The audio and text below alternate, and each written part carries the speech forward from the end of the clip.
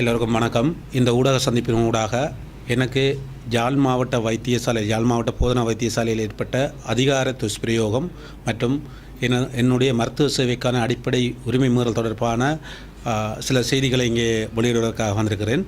என்னுடைய பெயர் தானா கிருஷ்ணானந்த். தானா கிருஷ்ணான்னு சொன்னால் சில பேருக்கு தெரியும்.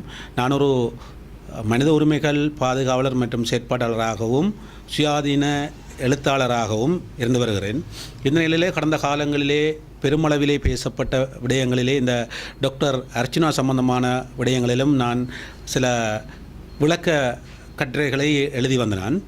அதோடு தொடர்ச்சியாக சமூக வலைத்தளங்களில் பலதரப்பட்ட விடயங்களையும் பேசி வந்த நிலையிலே எனக்கு யாழ் மாவட்ட வைத்தியசாலைக்கு சென்றபோது ஒரு அதிகார துஷ்பிரயோகம் மற்றும் அச்சுறுத்தலான சூழ்நிலையை நான் அனுபவித்து விட்டு வந்திருக்கின்றேன்.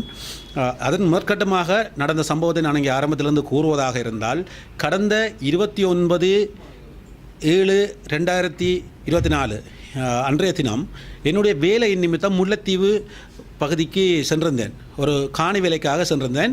நீதிமன்ற கட்டளையுடன் நான் அந்த வேலைக்கு சென்றிருந்தேன். அந்த நீதிமன்ற கட்டளை எல்லாம் என்னுடைய கையில் இருக்கிறது. சென்றபோது அங்கே ஏற்பட்ட ஒரு தகராறு காரணமாக நான் முல்லைத்தீவு மாவட்ட வைத்தியசாலையுடைய மாவட்ட வைத்தியசாலை அனுமதிக்கப்பட்டேன். அன்றைய தினம் அனுமதிக்கப்பட்ட நிலையிலே அங்கே எனக்கு தொடர்ந்து சிகிச்சை அளிக்கப்பட்டு வந்தது. அடுத்த நாள் மறுதினம் 30ஆம் தேதி நீதிமன்றம் அங்கே சம்பந்தப்பட்டவர்களுக்கு பிணை வழங்கிய காரணத்தினால் எனக்கு அங்கே நிற்பது ஒரு அச்சுறுத்தலாக உணர்ந்த நேரத்தில் நான் வேறு வைத்தியசாலைக்கு மருத்துவ சிகிச்சைக்காக செல்ல போகிறேன்னு சொல்லி தெரிவித்திருந்தேன். அந்த நிலையில் அங்கே இருக்கின்ற முல்லைத்தீவு மாவட்ட வைத்தியசாலையினுடைய சட்ட வைத்திய அதிகாரி ஜிஎம்ஓ அவர்கள் என்னை பார்வையிட்டு தன்னுடைய அந்த மெடிக்கல் வேலை எல்லாத்தையும் முடித்துவிட்டு நீங்கள் எங்கு வேணுமானாலும் சிகிச்சைக்கு செல்லுங்கள், தான் அந்த ஜிஎம்ஓ ஃபைலை வந்து தான் பார்த்து விட்டதாக தெரிவிக்கும்படி அந்த ஜிஎம்ஓக்குரிய அந்த ஃபைலை அந்த நம்பரை எழுதி என்னிடம் ஒரு சிட்டையில் தந்திருந்தார்.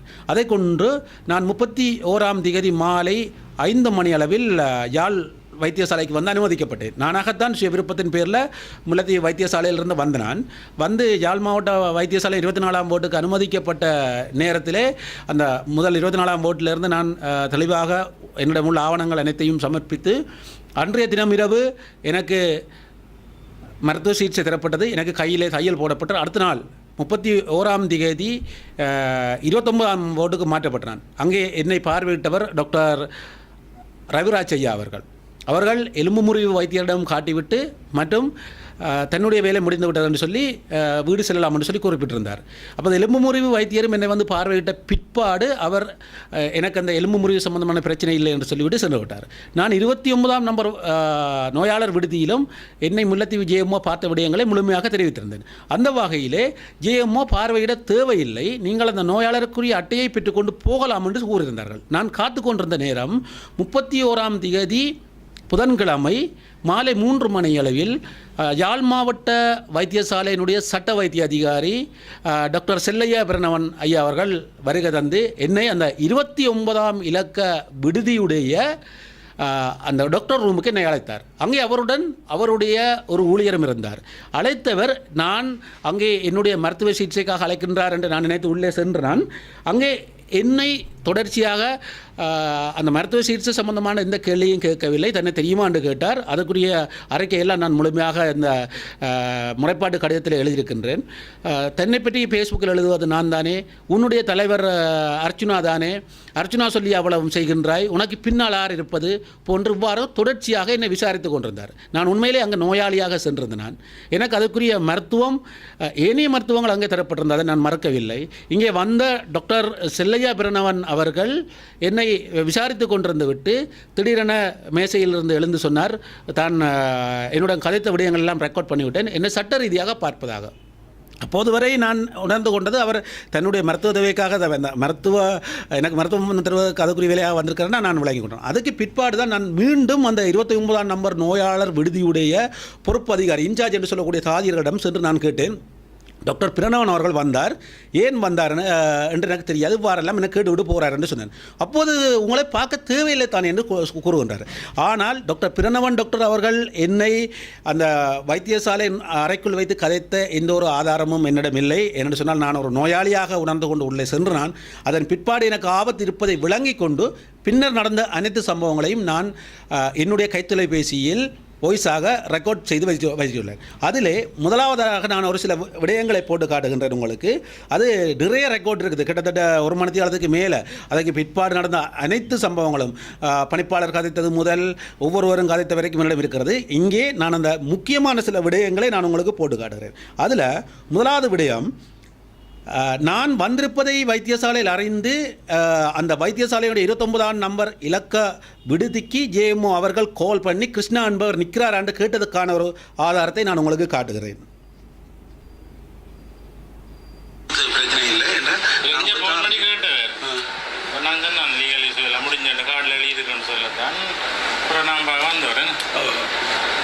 இங்கே இந்த ரெக்கார்ட் இது ஒரு பகுதி.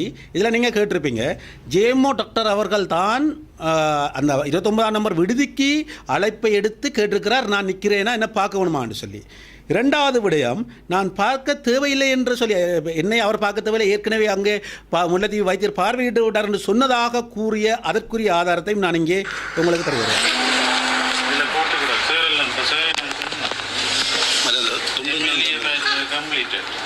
அந்த எம்எல்ஏ நம்பர் அவர் வச்சிருக்காரு, அது 24 கொடுத்தாரு, அவங்க மிஸ் பண்ணிட்டாங்க, நம்ம போட்டோ எடுத்து வச்சிருக்காரு. சார் நம்பர் கேட்டேன்னா சொல்லுவாங்க 98 நான் 98 இல்லை நம்பர் 97 கொடுத்து நான் கேட்டு கார்டு சார் ஒன்று பார்த்து வரோம் சார் வந்து ஒன்றும் கேட்கல. அது உங்களை இங்கே பார்க்க சொல்லல, அங்கே பார்த்துட்டீங்க தானே அவர் வேறு ஒரு வந்து என்ன த்ரெட் பண்ணவர், அதெல்லாம் நான் போகிறேன். இங்கே இந்த இடத்துல நீங்கள் கேட்டிருப்பீங்க, அந்த விடுதிக்குரிய தாதிய உத்தியோகத்தர் தெளிவாக கூறுகிறார், உங்களை இங்கே பார்க்க தேவையில்லை என்றும், அங்கே முல்லைத்தீவு சட்ட வைத்திய அதிகாரி என்னை பார்வையிட்டதை அவரிடம் தெரிவித்ததையும் தெளிவாக கூறுகிறார். இத்தோடு இன்னும் ஒரு விடயத்தை நான் உங்களுக்கு இதில் காட்டுகின்றேன்.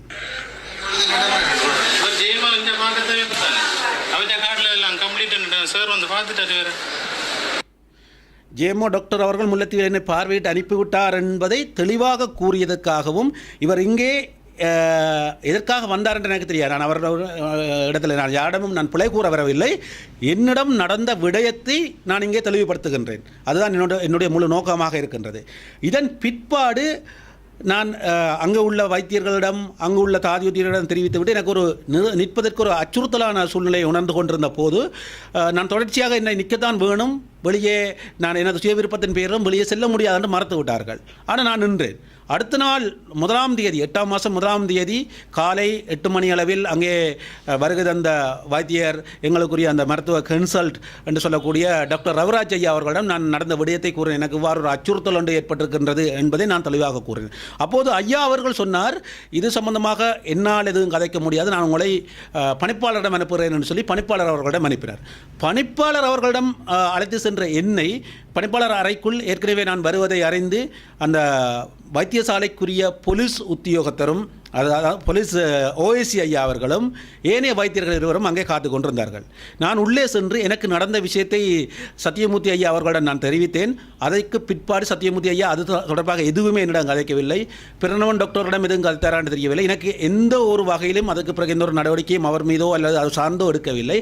ஆனால் தன்னிடம் தனக்கு ஏற்பட்ட சில விடயங்களாக கருதி உடனே கேட்டார், நீங்கள் என்னை பற்றியும் எழுதியுள்ளீர்கள் என்று. நான் சொன்னேன், ஓமையா, நான் மனதுரிமை பாதுகாவலர் செயற்பாட்டாளராக இருக்கிறேன், ஒரு சுயாதீன எழுத்தாளர் என்ற வகையிலே நான் விமர்சனங்களை எழுதுவது வளமை, எல்லா விமர்சனங்களும் எழுதுவது வளமை, ஆனால் நாகரிகமான முறையிலே நான் எழுதுவதாக நான் குறிப்பிட்டிருந்தேன்.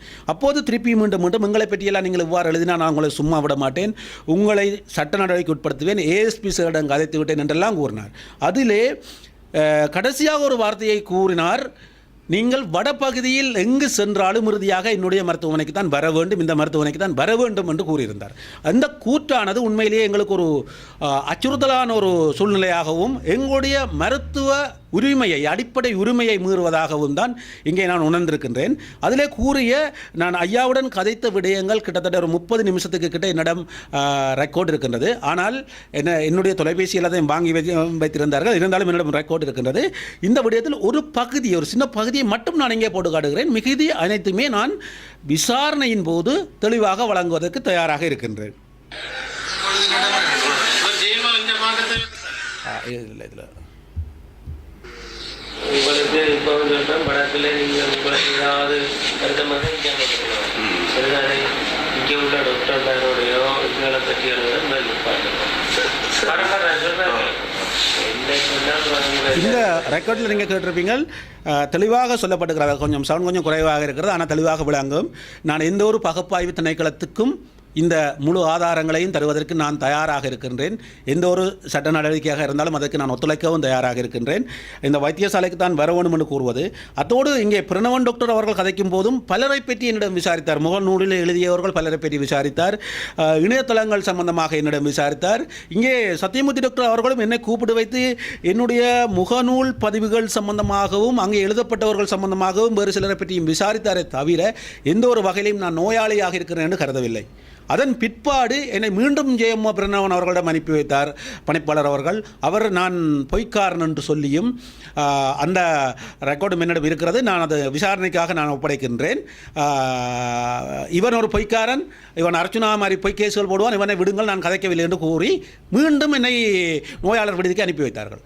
2 மணித்தியாலங்கள் கழித்த பிற்பாடு மீண்டும் அங்கே வருகை தந்த நோயாளர் விடுதி 29ஆம் இலக்க நோயாளர் விடுதிக்கு வருகை தந்த அந்த வைத்தியசாலையினுடைய யாழ்ப்பாணம் போதனா வைத்தியசாலையினுடைய போலீஸ் பொறுப்பு அதிகாரி அவர்கள் என்னை மீண்டும் அழைத்து விசாரணைக்காக அழைத்து சென்றார். நான் நோயாளியாக இருக்கின்றேன், என்னை மீண்டும் விசாரணைக்காக அழைத்து சென்று நோயாளர் நலன்புரி சங்க அலுவலகம், இந்த போதனா வைத்தியசாலையில் இருக்கின்ற நோயாளர் நலன்புரி சங்க அலுவலகத்தில் இருந்த அத்தனை பேரையும் வெளியேற்றிவிட்டு என்னை தனிமையில் வைத்து உங்களுக்கு பணிப்பாளர் முறைப்பாடு ஒன்று செய்துள்ளார், அது சம்பந்தமாக உங்களை விசாரிக்க வேண்டும் என்று சொல்லி மூடிய அறைக்குள் வைத்து என்னை விசாரித்தார். அது சம்பந்தமான முறைப்பாடு கேட்டார். நான் அப்போது யோசித்து நான் கூறினேன், வடிவாக எனக்கு ஒரு குழப்பமாக இருந்தேன். சொன்னால் நான் பலமான அடிகளுடன் வந்திருந்தேன், நோயாளியாக இருக்கின்றேன் என்பதை கருத்தில் கொண்டு நான் கேட்டேன். ஐயா, நீங்கள் இது செய்வது சரியா? அவருடைய பேர் பெரியசாமி ஐயா. பெரியசாமி ஐயா, நீங்கள் இது செய்வது சரியா? நான் இப்போது நோயாளியாக இருக்கின்றேன் என்பது உங்களுக்கு விளங்குகிறதான்னு கேட்டேன். அப்போதுதான் அவர் இல்லை நீங்கள் உங்களுடைய கருத்தை கூறலாம், ஆனால் இங்கே எங்களுக்கு முறைப்பாடு தரப்பட்டிருக்கின்றார். நான் சொன்னேன், இந்த மூடி அறைக்குள்ள கூட என்னை தனியாக வச்சு விசாரிக்கிறீர்கள், நீங்கள் சட்ட நடவடிக்கை உட்படுத்தலாம், பிரச்சனை இல்லை, எங்கே கூப்பிடால் நான் வருகை தருவேன், அது பிரச்சனை கிடையாது. ஆனால் இந்த இடத்தில் நீங்கள் செய்வது சரியா? நான் உடனடியாக விடுதிக்கு செல்ல வேண்டும் என்று கேட்டேன். அப்போது என்னிடம் கையொப்பம் வாங்கிவிட்டு நான் அதில் தெளிவாக கூறியிருந்தேன், இந்த நேரம் இந்த மனநிலையில் என்னால் மருத்துவ இருக்கிற போது விளக்கம் கூற முடியாது என்று சொல்லி சைன் வைத்துவிட்டு திருப்பி வைத்தியசாலைக்கு அந்த விடுதிக்கு சென்று விட்டேன். அன்று மாலை 6 மணிக்கு பின்னர் என்னை வீடு செல்வதற்கு அனுமதிக்கப்பட்டார்கள். இங்கே இந்த விடயத்தை நான் தெளிவுபடுத்துவதன் நோக்கம், எனக்கான நீதி கிடைக்குமா இல்லையா என்பதற்கு அப்பால் இந்த விடயத்தை பொதுமக்களுக்கு கொண்டு சேர்க்க வேண்டும்.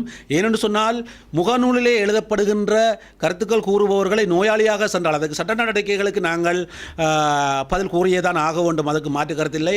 ஆனால் இந்த நோயாளியாக செல்கின்ற போது இவ்வாறான செயல்பாடுகள் என்பது தங்களுடைய அதிகாரத்தை பயன்படுத்தி எங்களை அச்சுறுத்துவதாகவும் எங்களுடைய மருத்துவ உரிமைகள் மீறப்படுவதாகவும் நான் இந்த இடத்துல உணர்கின்றேன்.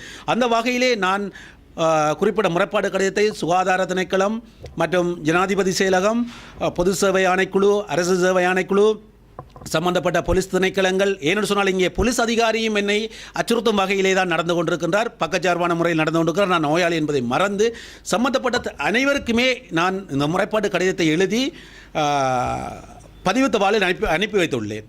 அதற்கான முறைப்பாடுகள் விசாரணை வருகின்ற போது நான் பூர்ண ஒத்துழைப்பை வழங்குவேன். அத்தோடு நான் வைத்தியசாலையிலிருந்து வெளியே வந்து சில நாட்கள் 2ஆம் தேதி என்னை வெளியே வந்த நான் 10ஆம் தேதி நான் முறைப்பாடு செய்திருக்கிறேன். காரணம், நான் கையிலே தையல் போடப்பட்டிருந்தனால் அந்த மருத்துவ சிகிச்சையின் காரணமாக வெளியே போக முடியாத ஒரு சூழ்நிலையிலும் நான் இருந்தேன்.